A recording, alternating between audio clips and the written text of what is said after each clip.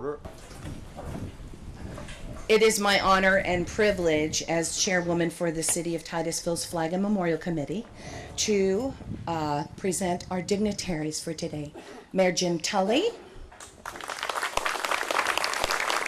Councilman Walt Johnson, and Councilman-elect Matt Berenger. Thank you for being here today.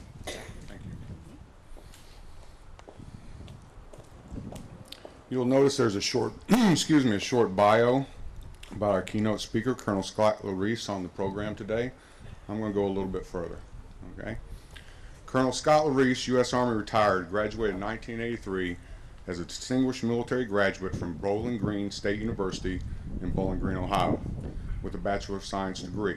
He holds a Master of Science degree from the National Defense University, Industrial College of the Armed Forces at Fort McNair, Washington, D.C.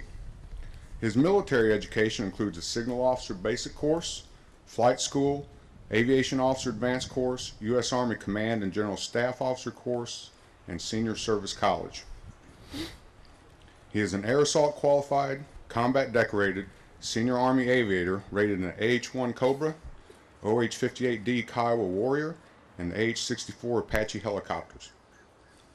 Colonel LaReese's leadership assignments include many that we're familiar with. Platoon Leader, Company Commander, Battalion Executive Officer, XO, Brigade Executive Officer, Battalion Commander, and Garrison Commander, and a wide variety of staff assignments from Aviation Branch Assignment Officer to Air Operations Boss and Civil Military Advisor J9 and Chief NATO Negotiator, Allied Command Europe Mobile Forces Land. Colonel LaReese's combat assignments include command of the Aviation Task Force of Task Force KFOR-3B in Kosovo and Macedonia, with additional deployments to support Operations Joint Guardian, Allied Force, Allied Harbor, Shining Hope, and Iraqi Freedom. As you noticed on the program, to say that he's well-traveled is probably a big understatement. His awards and decorations include the Legion of Merit, Defense Meritorious Service Medal, Meritorious Service Medal with 7 awards, Joint Service Commendation Medal, Army Commendation Medal, 5 awards, Army Achievement Medal, 2 awards, National Defense Service Medal, 2 awards, Kosovo Campaign Medal, 2 awards, Iraqi Campaign Medal, Global War on Terrorism, Expeditionary Medal, Global War on Terrorism Service Medal, Korea Defense Service Medal, Humanitarian Service Medal, NATO Medal, and he's also the holder of the Senior Army Aviator Badge and the Air Assault Badge. He is also the recipient of the Order of St. Michael Silver and Bronze Medals, which recognizes long, significant contributions to the promotion of Army aviation. Colonel LaReese honorably retired from active military service in 2008. He and his wife Julie are Ohio natives, and they have 2 adult daughters, Allie and Addie. I'd like to welcome Colonel LaReese here on behalf of all our veterans organizations in Titusville.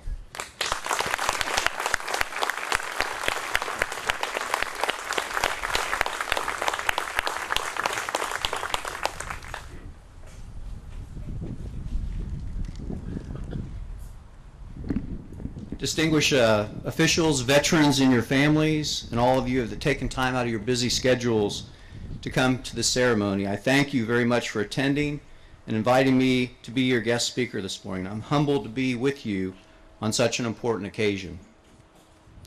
Since our nation's founding, brave young Americans from every generation have answered the call to serve in uniform and put their lives on the line to defend our country. Today, we gather to honor those who have added new chapters to a very proud legacy of selflessness, sacrifice, and service. On this Veterans Day, I recall how as a young boy growing up in Columbus, Ohio, our family never missed the local Veterans Day parades. Now that was rain or shine, and occasionally even in the sleet and snow. You see, for my family, this was our opportunity to honor and thank the soldiers who volunteered or were selected to serve to protect and defend our country. During the Vietnam era, I remember watching the 6 o'clock evening news broadcast while sitting at my TV table, eating my scrumptious TV dinner, I watched in graphic detail the horrific nature of modern warfare.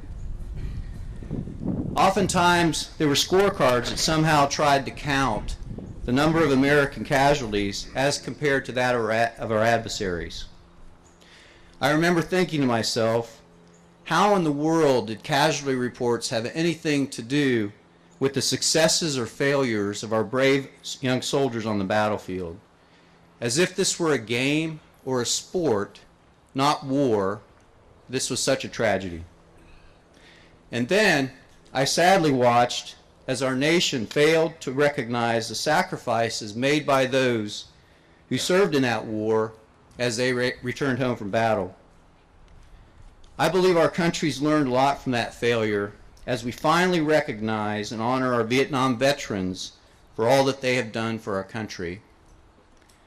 I ask that all veterans that are assembled here today from all generations to please stand if you're able so that we may recognize and thank you.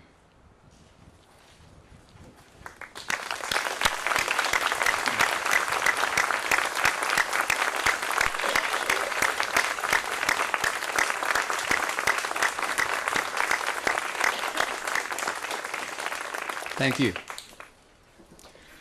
Our country is now emerging from the longest continuous time of war in its history, and a new generation of veterans are returning home. You see, this is my generation, and we've carried a heavy burden for a long time. You see, my generation dealt with multiple deployments, long family separations, and the tragic consequences of war, both seen and unseen. Our generation's no different from those veterans that came before us. For me, my career began in 1983 as a soldier in our great United States Army. Come on, you can do better than that. Over the next 25 years, I had the awesome opportunity to lead fabulous soldiers, aviators, crew chiefs, mechanics, and support personnel. I was lucky to fly the world's best helicopters, including Cobras, Apaches, and Kiowa Warriors. I will tell you, there's nothing like flying at 180 miles an hour, 50 feet off the ground, and most often at night. As a lieutenant colonel, I had the distinct honor to lead the outstanding officers and soldiers of 110 Aviation Regiment, the 10th Mountain Division's Attack Helicopter Battalion. Our task force was preparing for deployment to the Balkans region at Fort Polk, Louisiana in early September 2001. On the morning of September 11th, 2001, during a large-scale helicopter combined arms mission rehearsal, I found myself airborne in what we refer to as our command and control aircraft, or C-2 Bird. Now, our C-2 Bird was this freshly, beautifully painted Black Hawk helicopter. It had leather reclining seats, a flight attendant, and an in-flight movie. Well, not really. You see, our C-2 Bird was actually our workhorse. It was a very ugly, tired old nasty Black Hawk that had a ton of radio equipment, and antennas and wires hanging everywhere, and several computer terminals throughout the cabin. I received a radio call from my operations officer, Major Jeff Holcomb, who was in charge of our operations center. He told me in a rather shaky voice that he had received the order for all of our aircraft, including mine, to go to the ground immediately. He continued with, our country was facing a national emergency and that all aircraft in the national airspace were now in the process of finding a place to land by order of the President. Our task force consisted of 62 aircraft. We landed and remained on the ground for the next couple of days. I remember us silently watching, as I'm sure many of you did, the horrifying slaughter of innocent Americans and the loss of the brave first responders who were attempting to rescue them. For us, we now had new orders, a change of mission, we were ordered to fly our aircraft and support equipment from Fort Polk, Louisiana to Corpus Christi, Texas. Once there, we were told we would receive further instructions. We really didn't need further instructions. We all knew where we were going, and it certainly wasn't back home to Fort Drum, New York. I remember during our flight to the port that day, there was an eerie silence on the radios that are normally very busy. You see, no one was flying in our national airspace that day except for us and some Air Force fighter jets and support aircraft. We arrived at the port, and there was a transport ship waiting for us. For the next several days, we loaded our aircraft and equipment onto the ship. And this began a series of operational deployments for me, as well as my fellow soldiers. World events that affect our national security happen that fast. 2.5 days earlier, we were finishing a training exercise and preparing to go to the Balkans, and now we were deploying to war. Yes, 9/11 forever changed our lives. Thank goodness our brave servicemen and women are ready to go when called. Each service has their own proud heritage, traditions, and ethos. Please allow me to share the Army Creed with you so that you may understand us better.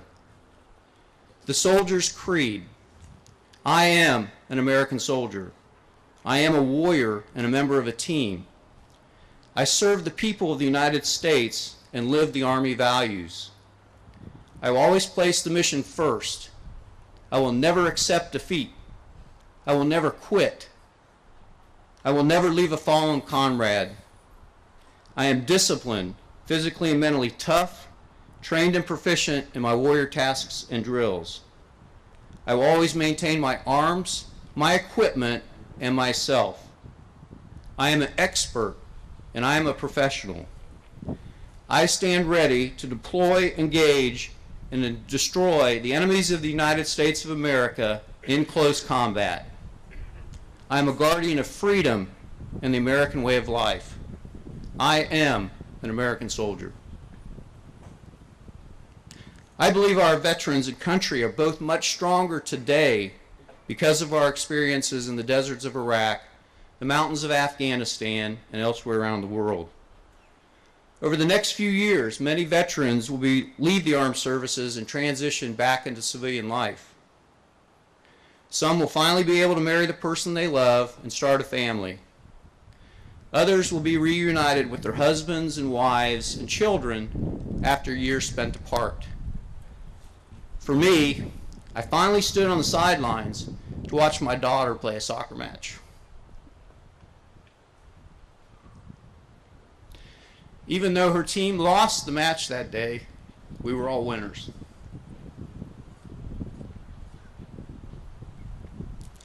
Somehow while I was gone, my little girls grew up to become beautiful women, athletes, and very good citizens. You will find that all veterans are pursuing the dreams of giving our children a safer world, a stronger nation, a brighter future, and a better life. Our country owes each of our veterans from every generation the gratitude and support that they have earned. Let us all renew our pledge to fight for those who have fought for us with such bravery and distinction. As I close my remarks here this morning, I ask that all of you, in some small way, today and every day, to find a way to thank a veteran. Nothing means more to us than knowing that our service and sacrifice is appreciated right here at home. Thank you all for attending today and allowing me to share some of my thoughts with you this morning. May God bless you, our great city of Titusville, our country, and all the Americans that are serving overseas.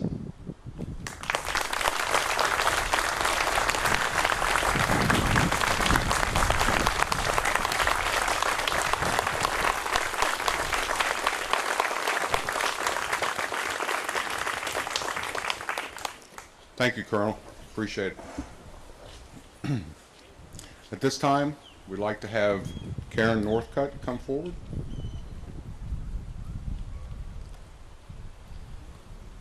and she is going to ask you to rise for the POW MIA ceremony. You don't have to rise because it's going to be just a little bit. You can go ahead and sit down. I'm sorry.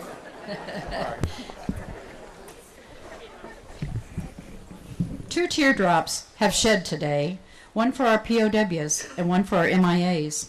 Within these tears lies a million prayers for our men and women, who knows where. Old Glory, buddies and friends were there to guard each other to the end. That's why Old Glory stands so tall as it waves with the kiss of free air for one and all. These wars, whether right or wrong, have given us freedom and made us strong. We'll keep searching for our POWs and our MIAs. We'll find them all one of these days. Day by day, prayer by prayer, tear by tear, hope and faith will be our guide. We know our men and women are still waiting and alive. Today we light our candles in hopes that they will see. We will never give them up. We will set them free. Imagine a dinner table set for 6 with a white tablecloth, a lone candle with a black ribbon, a single red rose with red, white, and blue ribbon tied in a triangle around it, a slice of lemon on the bread plate and salt in the plate, inverted glasses and empty chairs, hats facing inward from the U.S. Army, the U.S. Marines, the Navy, the Air Force, the Coast Guard, and one hat for all women of all services. As veterans, as mothers and fathers, as grandparents, we all know too well that without a POW MIA public awareness program, history may repeat itself. Only next time it will involve your children and your grandchildren that we will be remembering. It is with that thought in mind that we now remember our prisoners of wars and our missing in action, to whom so many of us own our freedom.